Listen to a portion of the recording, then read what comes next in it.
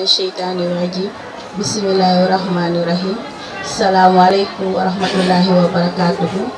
yéen ñi seetaan si Kifne TV di télé ki fi nekk te kenn rek moo fi nekk muy Seydina Mohamed alayhi salaatu wa salaam te tey moo ñu fi dajale ndax turandoo mi ñoo koy màggal di ko sargal moo tax ñu def plateau spécial comme événement spécial la ñu bàyyi ñu am fi ay gan ñu bàyyi leen ñu nuyoo papa. Assalamualaikum warahmatullahi wabarakatuh. Ñu sant yàlla julli ci yonent bi di nuyu waa Kifne TV ñun ñëpp ñu leen di sargal vraiment émission bi am na solo trop. ñu jox suñu beneen papa bi si des.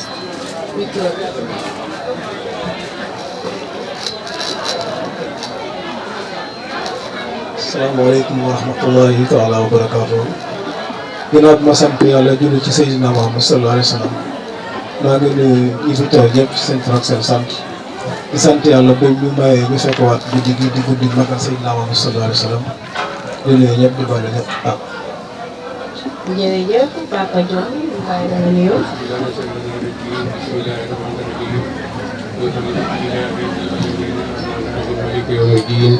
إياك نعبد وإياك نستعين اهدنا صراط المستقيم صراط الذين أنعمت عليهم غير المغضوب عليهم ولا الضالين آمين. maa ngi sant yàlla di julli ci Yonent bi sallallahu alayhi wa sallam di nuyu ñi fi teew ñëpp te xam ni tey la turandoo yu Mohamed ci màggal seen turandoo tey bisu màggal la boo xam ne bii turandoo yi nga xam ni ñoo tuddee Mohamed sallallahu alayhi wa sallam ñooy màggal seen turandoo tey. jërëjëf papa ñu jox suñu papa maa ngi doon mu nuyoo. asalaamaaleykum mbokk yi gannaaw bi ñu sant yàlla junni ci yonent bi sallallahu alayhi wa sallam di seetali suñu kóllëre ci yàlla ji moom di Moustapha Lo ñu ngi nuyu mbokk yëpp képp fi la ñu ngi lay nuyu ci sa tur ak sa sant tey nag dëgg la journée spéciale nuit spéciale la parce que ñi tudd Mohamed turandoo Mohamed yi ñooy réservé benn guddi pour màggal Seydina Mohamed ci cant yi ñu jàng ci wëy yi ñu jàng ci waaraate bi ñu def.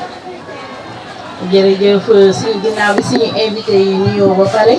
ñu dugg si waxtaan bi ndax tey waxtaan bi benn point rek la lépp dañ koy delloo Seydina Mohamed alayhi salaatu wassalaam te jamono yi gis na ni muy doxee ni ñu xamoon njariñu Seydina Mohamed alayhi salaatu wassalaam suñu dund dina gën a neex comme tey ay xale yu bëri Mohamed lañ tudd looloo tax tey suñu waxtaan ñu ji tuddee ko njariñu tuddee sa doom Seydina Mohamed alayhi salaatu wassalaam suñu question bi njëkk ñu ngi koy laaj suñu papa monsieur Dione kan mooy Seydina Mohamed alayhi salaatu wassalaam si taarixu yonent. asalaamaaleykum wa rahmatullahi taala wa barakatuh. maa ngi sant yàlla muy benn buur di julli ci yonent bi sallallahu alayhi wa sallam yonent bi sallallahu alayhi wa sallam nekk nañu 124 000 prophètes 124 000 yooyu prophètes yi ñu tànn ci 313 prophètes bi ñu tànnee 313 prophètes yi 24 prophètes 24 yooyu prophètes yi ci li ñu tànn Mohamed sallallahu alayhi wa sallam kon ku ne xam na ni màggal yonent bi rek moo am solo te El Hadj Mamadou Moustapha Ngom mi nu tette fexe ba nu kóllërante ak Mohamed sallallahu alayhi wa sallam moom bis bu ko ñoran la maa ngi sant yàlla di julli ci yonent bi sallallahu alayhi wa sallam ndax yonent bi 24 prophètes yooyu moom la ci yàlla dindi mu nekk numéro 1. kon boo seetloo kon Seydina Mohamed alayhi salaatu wa salaam yàlla ku ko bëgg la ku ko sopp la moo tax mu tànn ko si te boo xoolee tamit si 124 prophètes 124 000 prophètes yi 313 yi ba ci 24 mu sepp ci kenn kon te ñoom ñëpp si leeru Seydina Mohamed alayhi salaatu wa salaam la leen bindee.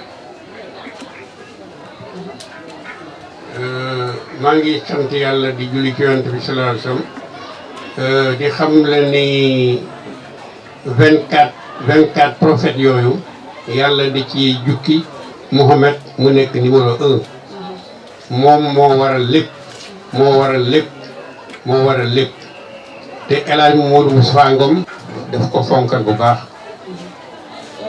jërëjëf papa monsieur Dione léegi ñu war dem suñu invité bi wax monsieur Waly Sène ñu koy laaj yan qualité la prophète Seydina Mohamed alayhi salaatu wa salaam amoon. waaw ginnaaw bi ñu santaatee yàlla jul ci Seydina Muhammad sallallahu alayhi wa sallam li wax nag yonent bi sallallahu alayhi wa sallam d'abord dañuy sant Mouhamadou Moustapha Ngom Mahdi la Muntazar ndaxte moom moo ñu xamal yonent bi ba tax nag képp ku am doom sax wala sa soxna nekk am wéradi sax yaa ngi ñaan mu doon ko góor nga tuddee ko Seydina Muhammad sallallahu alayhi wa sallam bala ngaa kontaan ku tudd nga am doom bu tudd Seydina Muhammad sallallahu alayhi wa sallam mooy doxantu sa biir kër te moom moo ko def si ñun yonent bi nag yàlla dafa tànnaat mu génn tey bi ñu yàlla namee amal la feccee ci leeram ya leeru Seydina Muhammad sallallahu alayhi wa sallam ci leeru yonent bi ci lañu yàlla amalee mooy nag yonent kon nag yonent moo fi nekk sallallahu alayhi wa sallam. yéen jikko la yoroon ba yàlla soppoon ko bëggoon ko. yonent bi nag nekkoon na ku ragal yàlla nekkoon na ku wóor nekkoon na ku yaru nekkoon na ku am yërmande waaye ku dëgër ci yàlla nekkoon na ku tabe nekkoon na jàmbaar moo tax yàlla da ko bëgg ba tuddee ko Habib koo koy Seydina Muhammad sallallahu alayhi wa sallam ñu am mbégte bu baax bi ñu ko Mouhamadou Moustapha Ngom xamalee ba lépp lu ñu waay mën a woo te saful sap Seydina Muhammad sallallahu alayhi wa sallam ñu bàyyi la ko ndax dëgg nag moo fi nekk ki fi nekk mooy Seydina Muhammad sallallahu alayhi wa sallam. si foofu la ñu awee dugg suñu troisième question laaj ko suñu papa monsieur Ba importance yu nit bu tuddee doomu Seydina Mohamed alayhi salaatu wa salaam. asalaamaaleykum mbokk yi xam ngeen ñun jàng tubaab la ñuy jàng. waaw donc lépp lu ñu fi xam rek. fii la ñu ko jàngee. li ëpp lu ñu fi xam fii la ñu ko jàngee El Hadj moo ñu ko jàngee. te njàng El Hadj dafa leer. njàng par exemple la. du la jàngal nii rek dafa lay jàngal di la woon. donc bi ñu nekkee fii di ñu wax ci Mohamed ba ñu suñu xol yëpp bëgg Mohamed. mu ni nit balaa ngay bëgg yonent bi nga tudde ko sa doom xam nga doom lu foor la ci nit parce que yaa ngi koy tudde sa papa mbaa yaa ngi seet sa xarit bi nga xam ne da nga wóolu jikkoom nga tudde ko ko mbaa nga seet ki nga xam ne da nga ko naw bu baax daal nga tudde ko loolu moo taxoon fii nit ñi fi nekkoon ñëpp ku ci nekk balaa ngay kontaan balaa ngay bëgg nga am sa doom bu tudde maam sa jigéen bu léeg-léeg sax balaa ngay takk jabar sax da ngay naan man bu ma amee jabar sama doom bu njëkk yonent bi laa koy tudde donc loolu moo doon law te dañuy gis ne tamit parce que dañuy naan boo tuddee sa doom Mohamed bu ko toroxal bu ko dóor bu ko def yenn yi donc tant que yaa ngi koy gis sa xel toujours mu ngi nekk ci yonent bi boobu exemple la doon donc tant que yaa ngi gis doom boobu sa xel toujours day nekk ci yonent bi donc loolu lu yéeme la lu doy waar la parce que dafa tax na ba xale bi da ngay jàng doo dóor xale doo toroxal xale xale bi da nga koy neexal da ngay waxtaan ak moom yaa ngi koy xoolee toujours yonent bi donc loolu ci jullit lu am solo la parce que da ngay dem ba sa njaboot yi daf lay gën a jege sa njaboot da nga am une relation particulière ak say njaboot parce que loolu yëpp tuddee ko yonent bi parce que yow yaa ngi seet toujours pour moom mu am jikko yu rafet jikko yu yonent bi amul donc loolu toujours yaa ngi waxtaan ak moom yaa ngi koy jege yaa ngi koy nemmeeku daal toujours yaa ngi koy nemmeeku yaa ngi tisser une relation particulière bi nga xam ne mooy nekk sa diggante ak moom donc yaa ngi koy suivre donc sa xel toujours day nekk ci yonent bi loolu daal lu liggéey la donc njàngat boobu dañu amoon fii bi nga xam ne fii même ma am na sax ñi nga xam ne dañu am ay doomu jigéen mais yonent bi lañu tuddee waaw Yacine xale yi ngay gis fii yëpp ñu tudd Yacine yoon ñu tudd nañ ko te tur yi dañoo bari donc tur yi dañoo bari duñ ci dugg am na ñi nga xam ne ñoom ñoo féete wàllu boobu am na ñu tur yu bari yi donc ñu ci bari léegi da ngay dugg ci kër nga ne Mohamed juróomi xale bu yul waaw donc loolu la donc vraiment ñu ngi ciy sant yàlla bu baax parce que ku ci nekk yaa ngi dëgg da ngay dëgg ci loolu wax dëgg ñu ngi ciy sant parce que lu rëy la ci ñun. donc daal tuddee sa doom Seydina Mohamed alayhi salaatu wa salaam ay njariñ la dina tax xale bi xam comme ni turandoo dina làmbooyee jikko yu baax ba tey bi ñuy def gàmmu turandoo Seydina Mohamed alayhi salaatu wa salaam boo xoolee pratiquement xale yu ndaw yëpp Mohamed lañ tuddee dañ leen di gën a wax kan mooy seen turandoo loolu moo tax ñuy wax lan mooy origine gàmmu Seydina Mohamed alayhi salaatu wa salaam tonton si. asalaamaaleykum wa rahmatulah. waaw Seydina Mohamed moom comme kii wax rek ñun waa Dalaa'ilul Xayraat bu ñuy xam Seydina Mohamed El Hadj Mouhamadou Moustapha moo tax te itamit xamal nañu yonent bi ba nga xam ne ni kenn ku si nekk bu amee doom li ngay njëkk a def mooy tuddee ko yonent bi waaw te moom heure yi bu ñëwee nga ne tuddee naa sa doom yonent bi day mel ni moom nga ko tuddee day kontaan waaw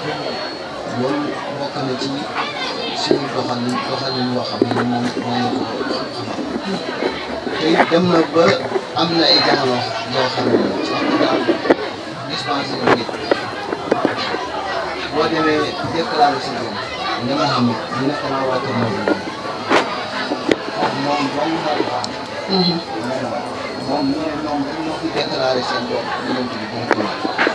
ci kii yi am kon nag yonent bi moom mooy ki nga xam ne lépp lu am rek moom moo am lépp lu am rek moo tax yonent yi yëpp bi leen yàlla yónnee moom moo tax yàlla yónnee yonent bu ñëw rek ci daraja ngay jokk ba matal sa mission amul benn yonent boo xam ne yàlla yónni na baa ngay demal boo ko dee doo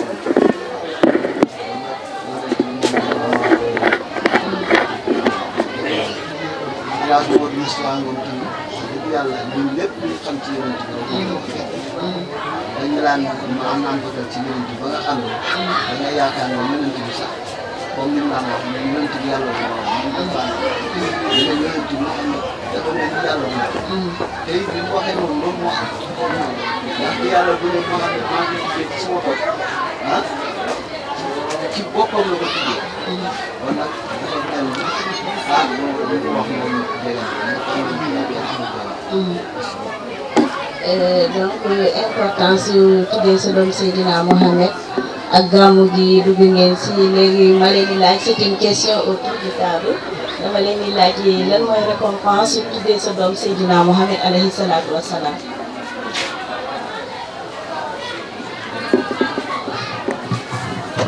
waaw c'est-à-dire que nit ñi lu ci ëpp ay récompense nit ñaa ngi seet ay xaalis ay alal ay kii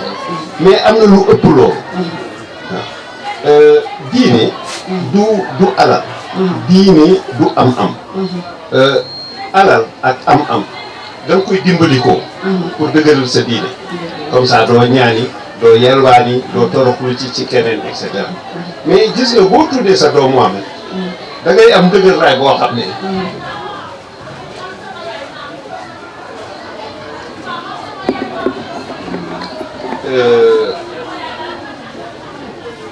da ngay am dëgër raay boo xam ne dara jomb la te doo séentu dara ci kenn da ngay jàpp ne yàlla mooy maye te ci yonent bi la koy jaar te donc yow mi tuddee sa doom Mohamed ngir sopp ko ngir bëgg ko dara jomb la loolu mooy alal te diine lu neex la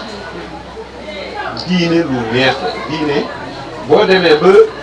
dugg ci biir diine di ko jéem a def ni ko yàlla def di ko yàlla waxee jaarale ko ci Mohamed da ngay am mbégte ci biir xol boo xam ne amul dara lu la ko mën a may plaisir biir xol booy xam ne doo mënoo ko trouver fenn amul fenn fu mu koy mën a trouver waaw nga toog di xalaat yàlla di xalaat yonent bi di naan sama doom xoolal yonent mu ngi mel ne bi ñu ñii dem Makka ñu ne xoolal rek fi nga di sujjóot boo xalaatee yonent bi sujjóot na woon foofu boo xalaatee fi nga teg sa tànk yonent bi mos a fa teg tànkam lu rëy la loolu bànneex boobu jafe na nga am ko feneen ci diine donc vraiment sant yàlla la bu baax sant yàlla bu baax te wax dëgg ñu ngi sant Elhadj ñu ngi sant Elhadj parce que lii yëpp njàng moom moo ñu ko jàngal lii yëpp moo ñu ko jàngal ñu ngi sant Elhadj bu baax parce que lii yëpp moo ñu ko jàngal ba ñun tubaab la ñu jàng te boo jàngee tubaab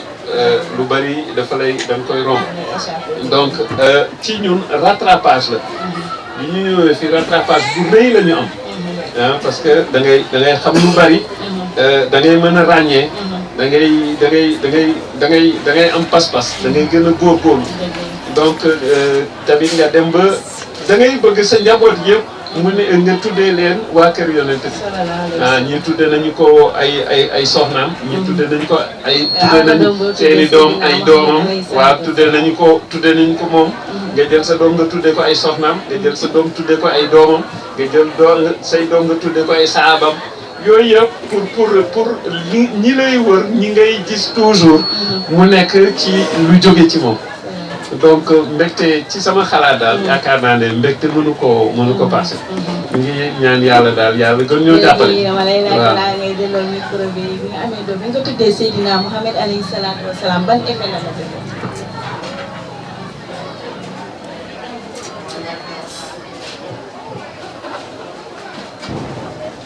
loolu day waral ni xolam moo fees bëgg Seydina Mouhamed alayhi salaatu wa salaam ba mënoon exprimer wu léegi dañuy bàyyi suñu papa Segnane ñu laaj ko moom bi mu tuddee doomam Seydina Mouhamed alayhi salaatu wa salaam ban effet la ko def. asalaamaaleykum wa rahmatullah.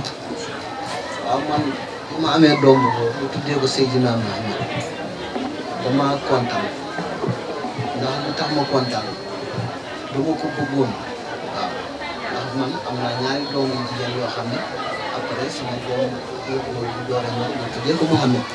yooyu ñu paas yi kenn ku maa ngi tuddee Amina kenn ku ma tuddee xam jëm waaw mais keroog mbégte bi ma am foog naa ne mosuma koo am loolu yëpp nag ñun bi ñu koy def dañu ko jàngal te ki ñu ko jàngal naka la incha allah dinaa ñëw foofu wallaay xam ne réussir na dëgg da ngay bëgg yonent bi sopp sallallahu alayhi wa sallam mu jaral la lépp nag dinañ ñëwaat foofu léegi si kanam incha allahu rabbi dangay jox seen Pape Waly Sène moom mu wax si xalaatam. waaw comme ni ngeen ko waxee rek di rectifier tuuti rek Bachir Sène laa tudd. waaye dafa am empêchement moo tax ñëw. di wax ne man maa ngi jógee Sine Saloum. xam nga damay doon tuuti ci ginnaaw. ñun fële ci Sine Saloum au temps boo tuddee woon sa doom yonent bi. dañ daan wax ne loolu dafa rëy. tur yonent bi dafa rëy. ñun ñu tuddee rek ba léegi ñëpp léegi dañuy roy si ñun. man Bachir laa tudd. bi ma amee soxna bi mu nekkee bi mu ëmbee. sama xel lépp ci yonent bi la dem. yàlla des sama taw bi mu juddoo doon jigéen. ma tuddee ko Aïcha. ki ci toog di góor ma tuddee ko Mohamed. ki ci toog di jigéen ma tuddee ko Fatima Aminata. kon nag dama ci sant yàlla bu baax. comme li nga wax récompense bi man. li ma ci njëkk a jàpp man mooy. le fait que ma tuddee samay doom yonent bi daf ma motiver. ma gën a jàpp yonent bi. gën koo bëgg. gën koo fonk. ndaxte man Mamadou Moustapha moom du muy ñëw Sine Saloum. bu njëkk boobu xale bi ndaw la. mais dama daan dégg mu wax ci yonent bi di wax ci yonent di wax ci yonent. dama yaakaar ne yonent bi muy wax bokkul ak bi nit ñi di wax nii. pour man dafa am kenn ku bees. ndax ñi day waxee ci yonent bi dooleem maqaamam ak fi ko yàlla teg ak li mu jaar. moo tax ba dee ba am doom bu tuddee ko yonent bi daf ma gën a motivé nag ma ci am mbégte toujours boo wëlbati ko ne Mohamed wëlbati ko ne Aïcha ne Aminata ainsi de suite loolu man dama ci am mbégte boo xam ne mënu ma koo expliquer comme ni ko suñu papa di waxee gis nga dem na ba xolam yonent bi moo mel noonu sallallahu alayhi wa sallam. Monsieur Dione ban effet la la def bi nga tuddee sa doom Seydina Mouhamed alayhi salaatu wa salaam. tuddee te itam mbégtali ci man bu baax a baax a baax loolu nag ki nu ko jàngal mooy El Hadj Mamadou Moussa Ngom moo nu jàngal lépp moo nu ko jàngal te itam moom benn sëriñ mosu ko ni mosul jàng ci benn sëriñ yàlla dimbali na ko loolu mosul jàng ci benn sëriñ bu mu sànni baa siin mimara mosul am te yàlla dimbali na ko bu baax te itam moo wax dëgg yàlla ndaxunu daal doo koy sant bu baax a baax a baax. Donc bi yëpp tey bu amee c'est grâce à El Hadj Mouhamadou Moustapha Ngom moom moo ñu jàngaloon kan moo nekkoon Seydina Mouhamed alayhi salaatu wa salaam moo ñu jàngaloon kan moo nekkoon soppee yàlla bi boo xoolee zikram yu bëri yëpp daanaka yàlla yonent bi rek la daan tàgg. boo xoolee tamit association Dalaa'ilul Xayraat yonent bi la ko tuddee kon tey association bi tamit day adfété turandoo mi Seydina Mouhamed alayhi salaatu wa salaam ndax association boo xoolee Dalaa'ilul Xayraat mooy kaay ñu ànd bëgg Seydina Mouhamed alayhi salaatu wa salaam ou bien les amis du prophète Mouhamed sallallahu alayhi wa sallam. léegi dañuy laaj El Hadj Mouhamadou Moustapha Ngom nekkoon benn góor fii si Tëngéej ku bëggoon Seydina Mouhamed benn sëriñ rek la amoon muy yonent bi te c'était direct moom moo ko jàngal alxuraan lépp lu mu xam Seydina Mouhamed moo ko xamal moom lan la ñu jàngal si yonent yàlla Mouhamed alayhi salaatu wa salaam monsieur Ba. balaa ñuy dugg foofu dama bëggoon lancer benn appel rek. c'est-à-dire que ñii tuddee seen doom yonent bi yëpp. jikko yonent bi. la ñu bëggoon doom yooyu am. donc ruslu na. nga tudd Mohamed. nga bañ a jéem a am jikko. jikko bi yàlla moo koy yor. yàlla moo koy joxe. mais jéem am na. ruslu na tamit nga tuddee sa doom Mohamed. nga bañ a jéem am jikko moom donc ci sama xalaat war nañu jéem a gën a góorgóorlu doom yi di jéem a am jikko moom papa yi xale yi di jéem a am jikko moom waaw donc loolu appel bu ma bëggoon lancer la ñu góorgóorlu ci loolu yàlla mooy maye mais jéem am na dañuy jéem jullit da ngay jéem rek yàlla mooy sottal waaw donc El Hadj moo ñu jàngal waaw El Hadj moo ñu jàngal El Hadj moo ñuy wax ci jikko yonent bi te ñu gis mu yore yooyu jikko donc mu neex a topp mu neex a roy bu dee indépendamment jikko yi topp diine bi julli bi woor bi bàyyi lu bon di def lu baax di toppatoo say waajur ñu gis muñ ciy soññ lu bare parce que mu nekk jikko yonent bi donc mu ñuy soññ ci loolu te boo ko defee mu naw la boo ko deful mu mere la donc yooyu njàngat bi nga xam ne njàngat bu am solo la am na ñu bëri ñoo ko moom moo leen dimbali ci moo ñu dimbali ñun ñëpp ci côté boobu donc njàngat boobu mu am nekk benn njàngat bi nga xam ne bu am solo mu commencé par loolu mu commencé après nag di ñu wax jikko yonent bi nii la meloon yonent bi lii la bëggoon yonent bi la doon def yonent bi la doon bañ yonent nii la meloon yonent ba jikko yooyu yëpp mu nekk jikko yi nga xam ne nit bu ko amee da ngay nekk nit bu complet te jikko yu simple la lu jikko àddina la bëgg lu baax na ngay sol yëre yu set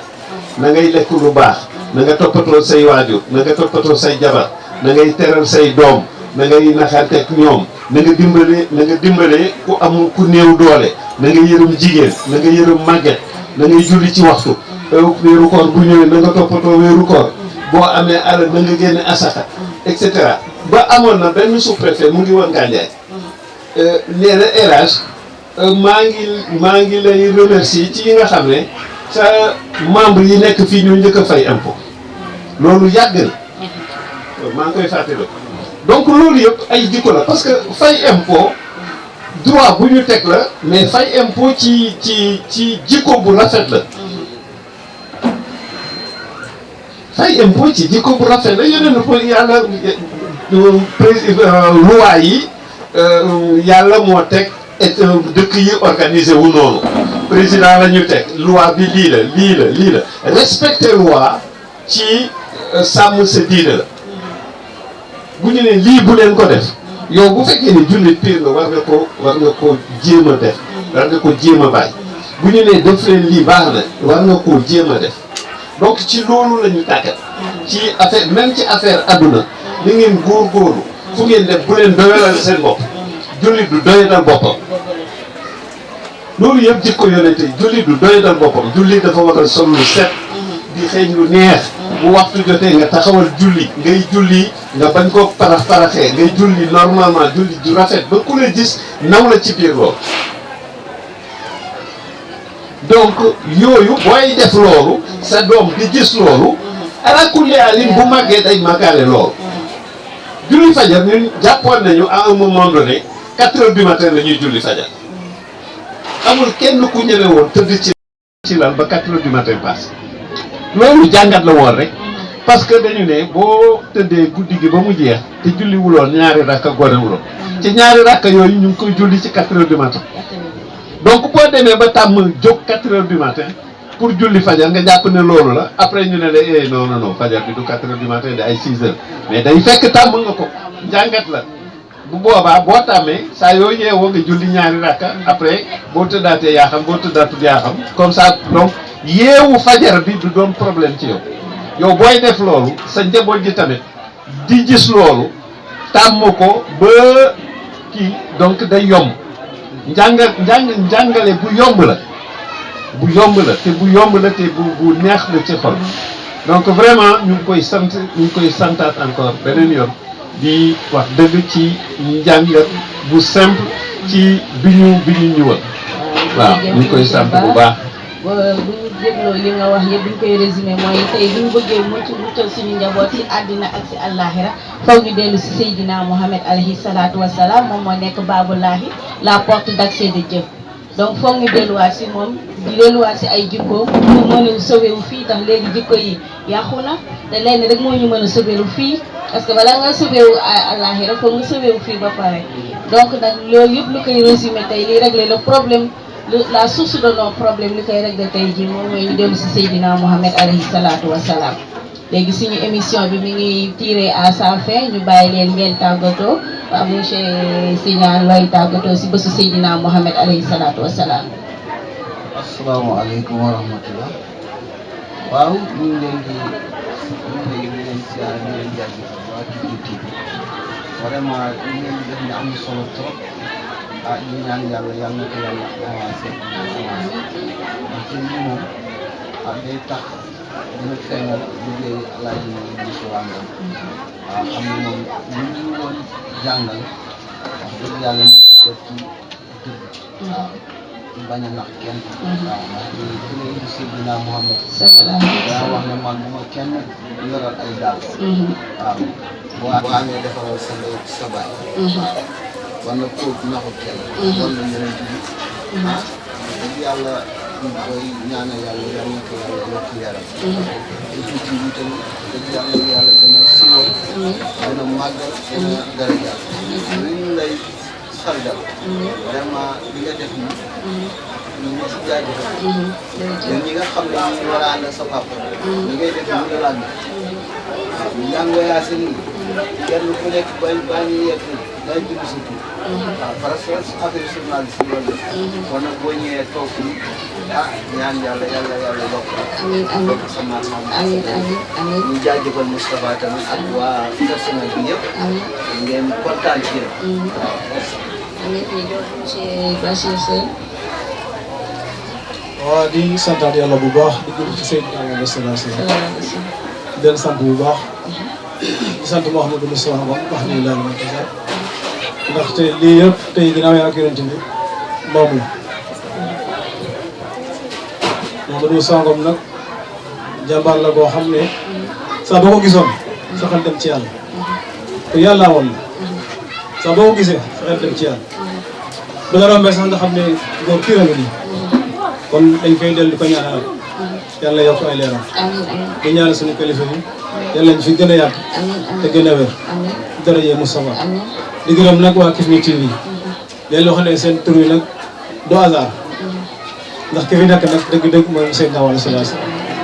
di leen gërëm yéen ñëpp di leen gërëm bu baax soxna si di gërëm ñëpp personnel bi yëpp nga leen di gërëm di sant ñëpp di gërëm ñëpp di bale ñëpp ak allahumma salli ala sayyidina Muhammad monsieur Dione ñu bàyyi leen la tëj waaye si Dalaa'ilul Xayraat origine bi. li may tëj moo di Dalaa'ilul Xayraat dañoo defar ay tour de thé. tour de thé yooyu nag ñu jékki-jékki ji ñu tudd xaritu Alaaji Mourou Moussa Ngom. Assane Ngom ni góor gi la ko daan wax. mu ne ko noonu day danoo tudd xaritu Alaaji Mourou Moussa Ngom. dañ doon laaj ndigal mu ni dinaa laaj borom yëf yi booba yonent bi sallallahu alayhi wasallam borom yëf yi la ko tuddee benn bis bi ñu ñëwee mu ni borom yëf yi nee na ngeen ko tuddee Dalaa'ilul Xayraat bu dee dëgg dina continuer bu dul dëgg du continuer loolu moo indi turu Dalaa'ilul Xayraat mais bu njëkkan mbiru ataaya lañ ko defal léegi nag bi ñu ñëwee ci moom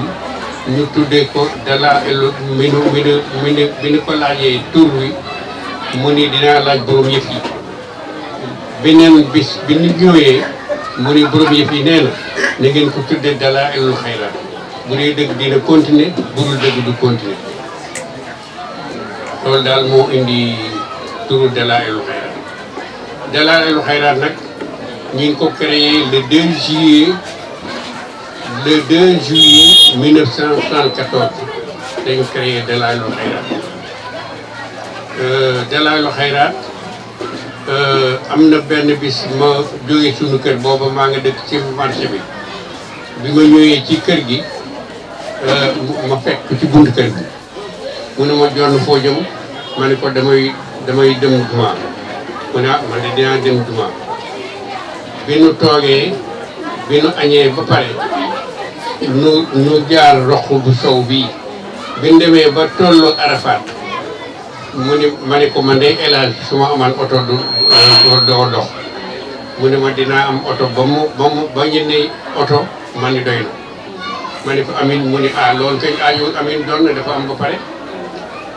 léegi nag mu ni ma fii dina ma musa am jumaa Arafat bii wax na ma ko te booba ay garab rek moo fa nekkan kër yi sax bariwul ko léegi nag bi nu demee ba booba dañuy dox ba këri suuf rek moo fa amoon jumaa bi ñu demee ba këri suuf ñu julli ñaari raaj benn waay jël micro bi ni Elimaan mi ngi jéggalu ndax dafa amoon gàllankoor léegi nag bi ñu doxee ñëw mu ni man de dinaa yore beneen affaire boo xam ni bii dinaa mën a def commerce dinaa yore beneen affaire boo xam ni waxuluma Sénégal mais àddina yëpp ñoo koy xam booba Dalaa'ilul Xayraat commencé bi àddina bi yëpp dina xam affaire bi ma yore léegi nag bi nu demee ba am na benn bis mu am magasin bu mag ci dëkk ba chargé ko ceeb diwlin ak sucre ak yëpp am na benn bis itam bi ñu jógee foofu ñu ñëw am na escagna yu bëree yoo xam ni ki ko njëkk a may oto bu ndaw mooy Gallo Diop mu ngi dëkkoon Ndar dem na maa ngi moom ba këram léegi nag bi ñu demee bi ñu affaire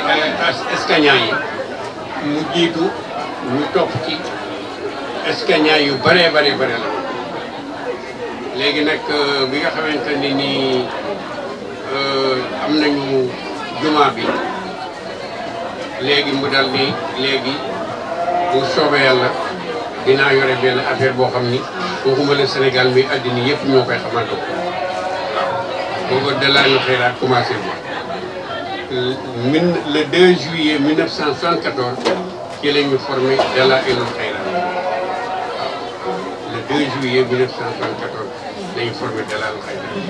jërëjëf papa li la ñuy wax ni mag bar jar naa bàyyi si réew ndax ça c'est un petit rappel historique très important dañu xam ne ñu xam gën a xam cosaanu Dalaa'ilul Xayraat mën see tirer ay leçons yu bëri léegi ñu bàyyi suñu papa Malick Ba aussi mu tàggoo. waaw ñu ngi leen di jaajëfal ci liggéey bi ngeen di def liggéey bu am solo la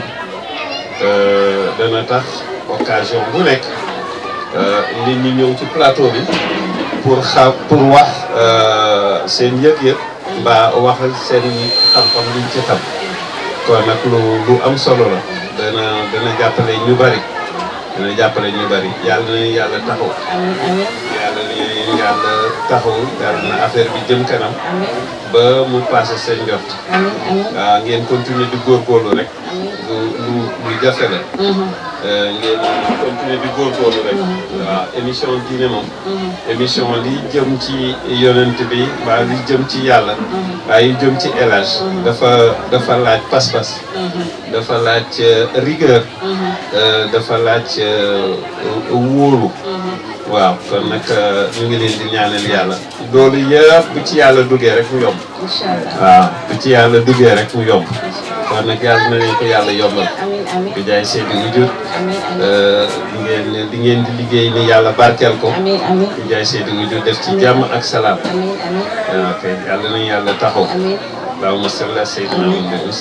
amiin jërëjëf suñu invité yi balaa ñoo tàggatoo aussi ñu ngi gërëm suñu sponsor bi ñu solal ñu koy wax Roxaya Mbodj nekk cité Tapo numéro téléphone am di 77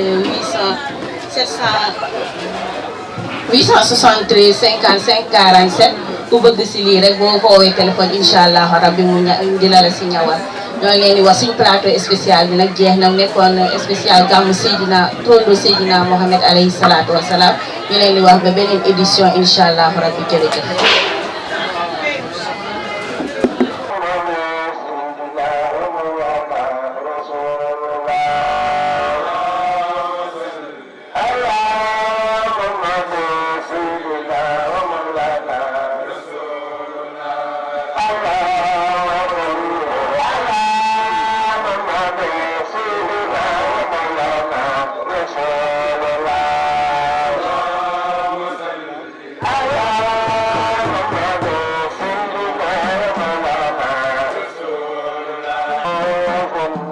Allah